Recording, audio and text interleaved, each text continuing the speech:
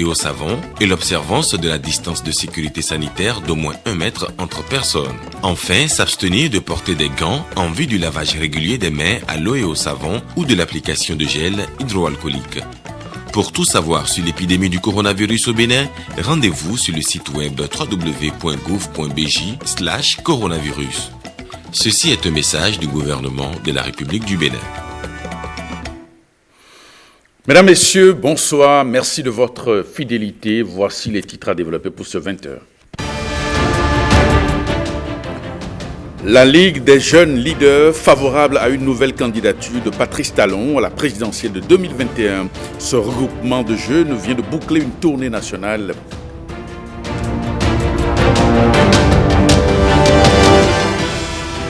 La Chambre du commerce et d'industrie du Bénin prépare déjà l'après-Covid-19. Les membres de cette institution planchent déjà sur la relance des activités du secteur privé une fois la crise terminée.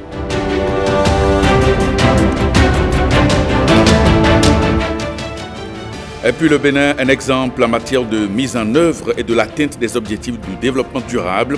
Notre pays fait partie des 5 pays les plus engagés et sera au forum de haut niveau des Nations Unies.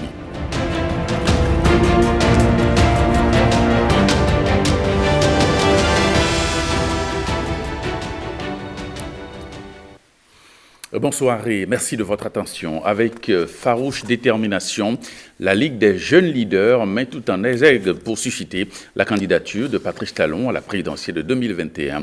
Eh bien, cette Ligue a fait une tournée dans tout le pays où elle a installé les coordinations départementales. Jérôme. Les réformes du président Patrice Talon depuis 2016 révèlent le Bénin dans plusieurs domaines et procurent satisfaction aux populations. Les plus heureux, ce sont les jeunes. Et ils entendent quadriller tout le pays. La jeunesse de la Ligue des jeunes leaders du chef de l'État, Patrice Talon, est déterminée à œuvrer pour appeler le chef de l'État à revenir en 2021 pour continuer tout ce qu'il a commencé parce que ces réformes, ça vise à faire la promotion de la jeunesse.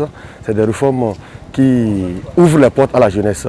C'est cela que nous avons vu avec les têtes couronnées et sages et nous avons mis en place la Ligue des jeunes leaders pour quadriller tout le pays.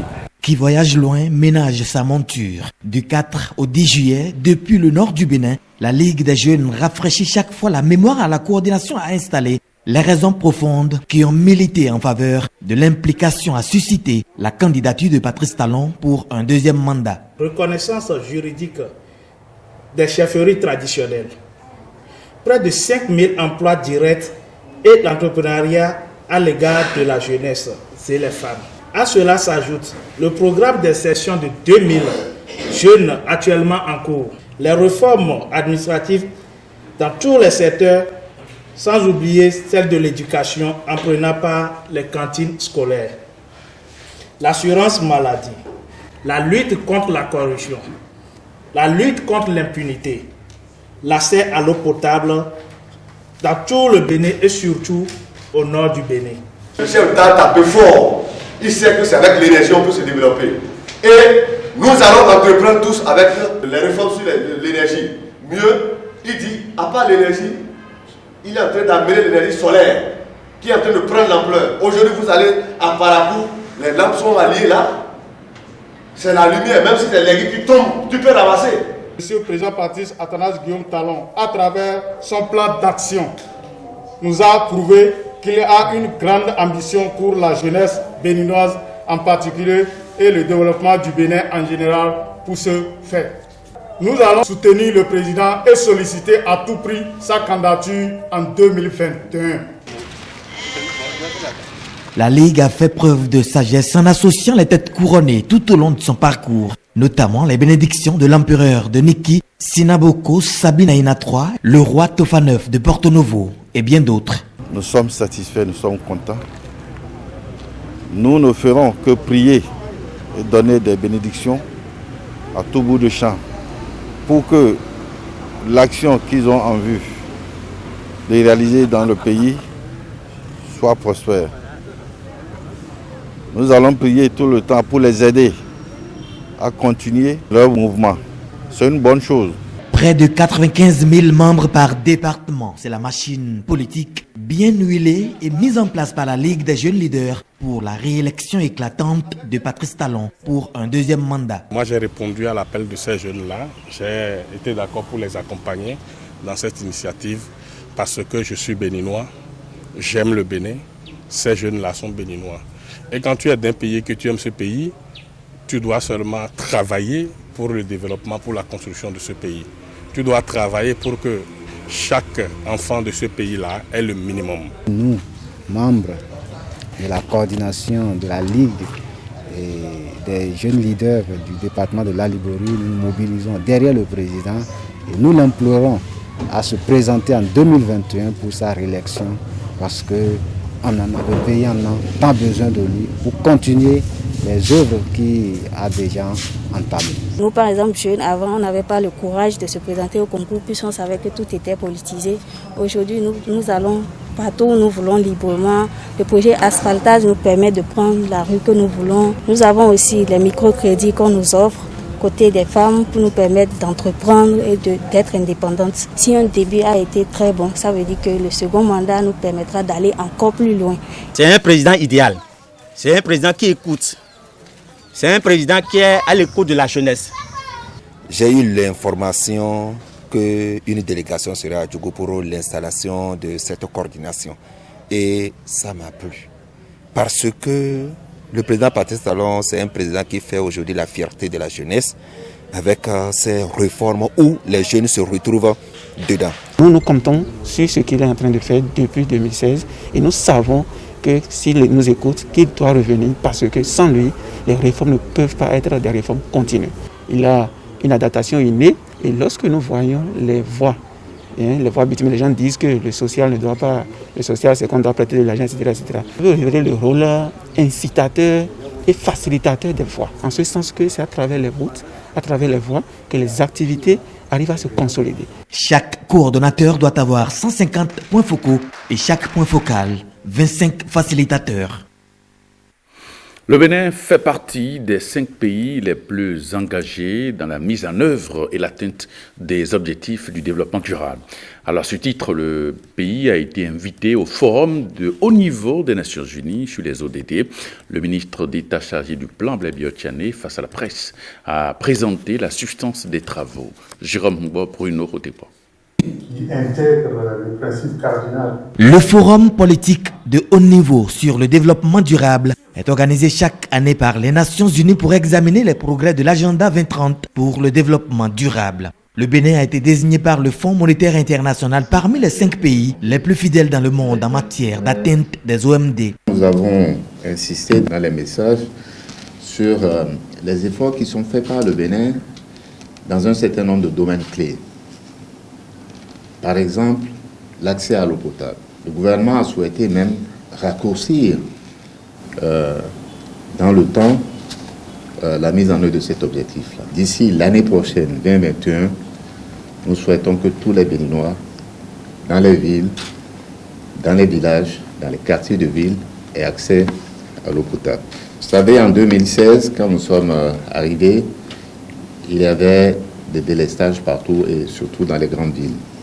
Nous avons dit qu'on mettrait fin au délestage. Nous y sommes arrivés. Aujourd'hui, nous produisons déjà plus de la moitié de l'énergie que nous consommons. Et d'ici 2 ans, nous allons atteindre littéralement l'autosuffisance. C'est-à-dire que tout ce qui est consommé comme énergie pourra être produit dans notre pays. Ensuite, il y a tout ce qui est fait dans le cadre de l'assainissement du cadre de vie, la gestion des déchets, le programme d'asphaltage, l'assainissement des quartiers et des villages. Si vous ne savez pas mesurer ce que vous faites, vous ne pouvez pas certifier que vous allez dans la bonne direction. Et c'est pour ça que dans cette maison, dans ce ministère, un gros travail est consacré à la rénovation des statistiques dans notre pays. Et bien sûr, un programme important qui est la spatialisation des ODD, comment nous prenons en compte la mise en œuvre des ODD dans toutes nos structures décentralisées. Cette Performance notifiée par le FMI allège certaines conditions pour le Bénin dans la recherche de financement pour la réalisation du PAG. Le constat que nous avons fait, c'est que à chaque fois que le Bénin est sorti pour rencontrer les partenaires internationaux sur le plan financier, il a eu des succès importants. Je vais citer par exemple le programme d'assainissement pluvial de Cotonou sur lequel nous avons organisé notre première table ronde qui a eu beaucoup de succès. Le programme des cantines scolaires sur lequel nous avons fait une table ronde qui a été largement souscrite. Je vais citer aussi la table ronde que nous avons organisée en fin d'année dernière sur l'enseignement secondaire qui a eu également le même succès. Et bien sûr, toutes les émissions de bons et d'obligations qui sont faites sur le marché et qui rencontrent plein de succès parce que justement, il y a une crédibilité qui est établie autour des politiques que nous menons, notamment la politique macroéconomique.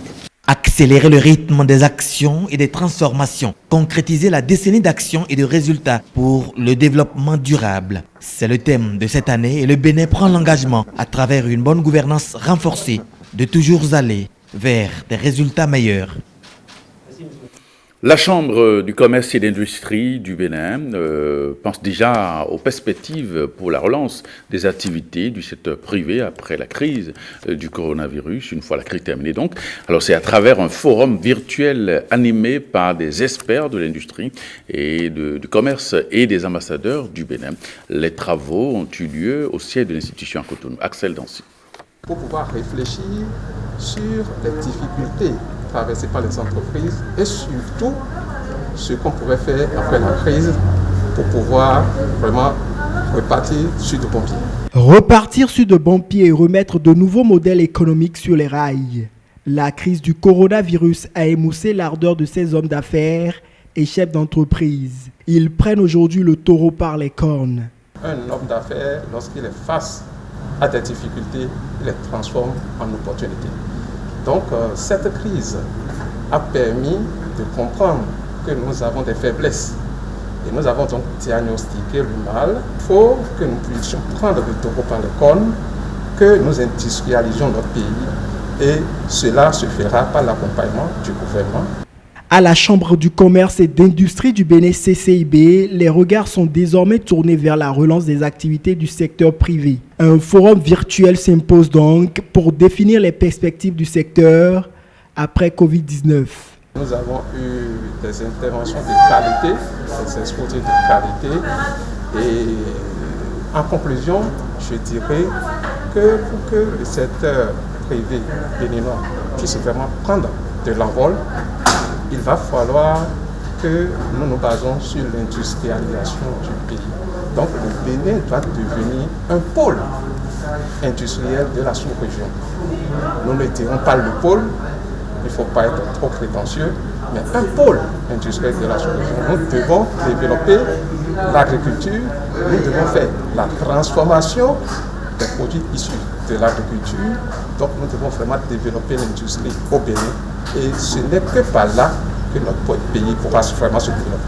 Des propositions sont faites en visioconférence par plusieurs acteurs au cours de ce forum. Un livre blanc sera élaboré et publié à la fin des travaux afin de relancer l'économie béninoise. Il y a quelques jours, la haute autorité de l'audiovisuel de la communication demandait aux médias en ligne de mettre fin à toute publication sous peine de se voir appliquer la rigueur de la loi. Dans la vision de décanter la situation, d'apaiser, de jouer à l'apaisement, eh bien, le ministre en charge de la communication a reçu en audience les représentants des acteurs concernés et ceux-ci semblent être rassurés au thème de l'audience que le ministre leur a accordée. On écoute l'un de leurs représentants au micro de Marcel Arossi. D'abord, il faut dire que le ministre est ouvert et non seulement ça, la réunion s'est tenue dans une ambiance conviviale. On a compris que le ministre taille d'importance à ce nouveau média. Il a à cœur le nouveau média et il a rassuré les membres du repas Web TV que l'importance de ces nouveaux médias n'est plus à démontrer aujourd'hui. Donc, il n'a pas intérêt à ce que ces médias cessent. Donc, il a promis faire de son mieux pour que la situation soit décantée dans un bref délai. Et parlons maintenant de cette soutenance de thèse à l'université d'Abomey-Calavi. Finalement, José Bernice Rouessinon, dans une démarche scientifique, a démontré l'importance de l'élevage du canard baba pour propulser le secteur tertiaire au Bénin. Alors, comment a-t-elle défendu sa thèse? Élément de réponse dans ce compte-rendu signé à cette Dancy et René Arrossi. C'est la concrétisation de plusieurs années d'études. Finayon José Bernice Rouessinon accède au grade de docteur de l'université d'Abomey-Calavi en zootechnie. La thèse de l'impétrante est intitulée « Caractérisation morphologique et zootechnique et qualité technologique et organoleptique de la viande de la population locale de canards de Barbarie au sud du Bénin ». Convaincu de l'originalité et de la méthodologie de ces travaux, le jury composé d'éminents professeurs de l'université d'Abomey-Calavi et du Congo se dit satisfait. Le jury, après avoir délibéré, a accepté le travail et déclare la candidate admise au grade de docteur et lui décerne la mention très honorable avec félicitations.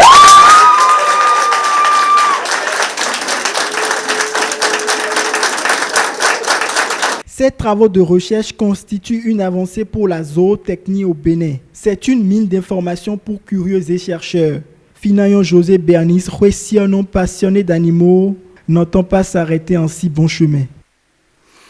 Et puis, lundi prochain démarre sur l'ensemble du territoire national la phase écrite du baccalauréat session juillet 2020. Ils sont au total 2317 candidats, toutes séries confondues à plancher, dès lundi prochain dans le département de la Donga. Pour ce premier diplôme universitaire, à quelques heures du lancement des épreuves, nous nous sommes rapprochés du chef-service des examens et concours de la Donga. Il est au micro de Fallon Kisezounon et de Edmond Humboldt. Tout est déjà prêt pour cet examen. Nous avons déjà pris toutes les dispositions, notamment les dispositions par rapport au Covid-19. Si vous jetez un coup d'œil autour, vous allez voir, on a déposé déjà les gels par rapport aux différents centres que nous avons. Chaque salle de composition dispose d'un flacon de gel. Chaque secrétariat dispose aussi d'un flacon de gel. Devant chaque salle de composition, nous avons des dispositifs de lavage des mains afin que chaque apprenant qui pénètre dans l'établissement puisse se laver les mains avant de se rendre dans sa salle. Il en est de même des examinateurs, des surveillants de salle.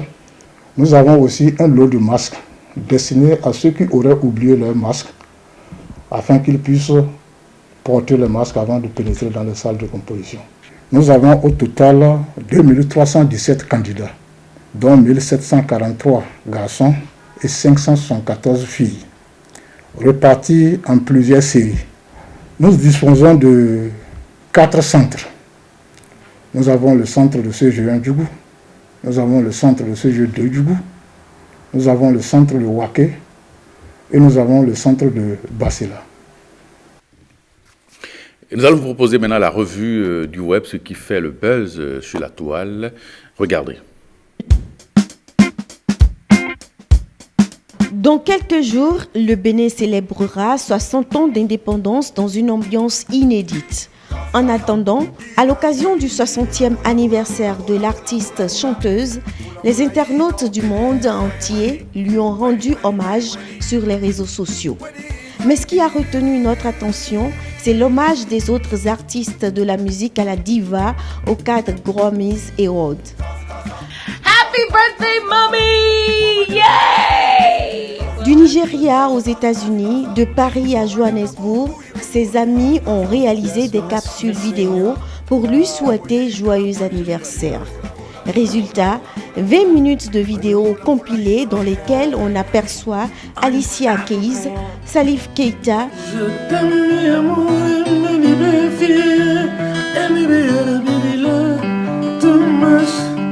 Bamba Mal ou encore Burna Boy formuler leurs vœux à la star. I love you very much. More years, may you live forever. Émouvant et remarquable. I go low, I go low. Remarquable aussi les adieux très originaux d'un diplomate français en fin de mission au Bénin. Jean-Michel Kasbarian, qui vit ces derniers jours dans notre pays en tant que conseiller de coopération et d'action culturelle à l'ambassade de France, a publié sur Facebook un message d'adieu avec des références surprenantes aux divinités locales. Ma dette va d'abord à Legba, Dieu des portes et des barrières, avec la première libation, un pastis versé en son honneur. Il m'a ouvert nombre de portes et de barrières. Qu'il en soit remercié, écrit-il. Il n'a pas manqué d'adresser ses salutations à son vaudou Zangbeto, celui du temple principal de Posotomé. Visiblement, celui qui a séjourné ces 4 dernières années dans le berceau du vaudou s'est bien intégré à la culture locale. La publication a fait réagir ses nombreux amis béninois et arraché le sourire à quelques-uns. Ce qui fait moins rigoler cette semaine, c'est le piratage massif qui a touché le réseau social Twitter.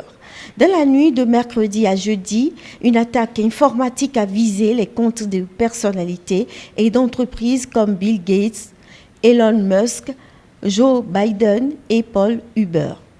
Des messages sur ces comptes piratés invitaient les internautes à faire parvenir des bitcoins, une crypto-monnaie, à des adresses spécifiques. Tout ceci en prétendant renvoyer en échange le double des montants transférés. Selon certains spécialistes, la manœuvre a rapporté plus de 100 000 € à son créateur. Jack Dorsey, le patron du réseau social, a reconnu que ça a été un jour difficile chez Twitter. Nous nous sentons très mal à cause de ce qui s'est passé, a tweeté celui dont le propre compte a déjà été piraté en août 2019. Comme quoi, personne n'est à l'abri d'un piratage sur Internet. Et ce sera tout pour notre tour du web de la semaine.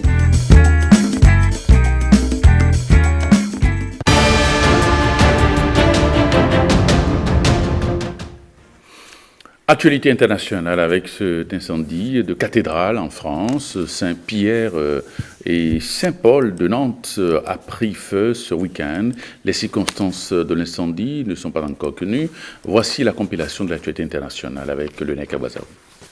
À Bamako, au Mali, le mouvement qui mène la contestation contre le pouvoir en place persiste et réclame la démission du président Ibrahim Boubacar Keïta, alors qu'il y a une mission africaine de médiation en cours pour éviter une nouvelle effusion de sang. Nous avons dit à la CEDEAO que nous ne souhaiterions pas que le peuple malien, à l'issue de tous ces processus, ait le sentiment que la CEDEAO a comme seul objectif de maintenir un président au pouvoir contre son peuple. La CEDEAO ne doit pas être un instrument de protection des chefs d'État, elle doit être un instrument au service des intérêts du peuple. C'est ce que nous leur avons dit. Le M5 RFP sollicite l'accompagnement de la communauté internationale et des amis du peuple malien pour obtenir 1. La démission de M. Ibrahim Boubacar Keïta des fonctions de président de la République avec son régime. 2. La dissolution de l'Assemblée nationale. 3. L'effectivité de la fin de mandat des membres de la Cour constitutionnelle.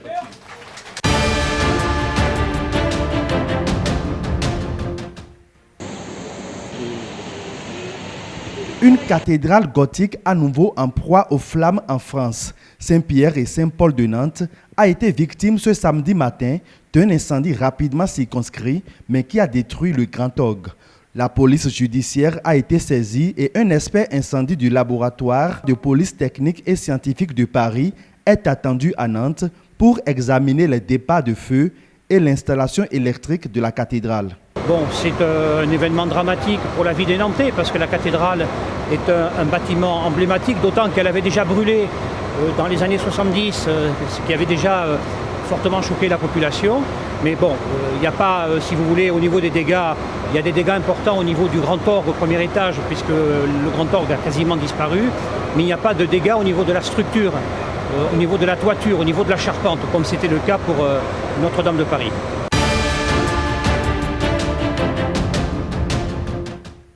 Aux États-Unis, John Lewis, figure emblématique et militant de la non-violence et des droits civiques, ancien compagnon de route de Martin Luther King, est mort à l'âge de 80 ans, a annoncé ce vendredi la Chambre des représentants dont il faisait partie. John Lewis souffrait d'un cancer de pancréas. Il a été un parlementaire hors pair pendant des décennies après avoir failli succomber sous les coups de la police. En Inde, la superstar de Bollywood et ancienne Miss Monde, Aishwarya Rai Bachchan, qui avait été testée positive au coronavirus il y a près d'une semaine, a été hospitalisée à Bombay avec sa fille de 8 ans, ont rapporté plusieurs médias.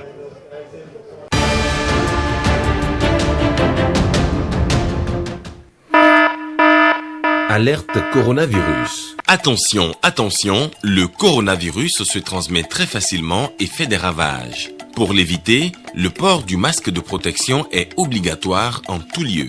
Dans l'administration publique ou privée, dans les réunions, les rencontres, dans les marchés, les magasins, les boutiques et lors des déplacements, le port du masque est obligatoire. Même dans les lieux privés, dès lors que l'on n'est pas seul, le masque doit être le fidèle compagnon.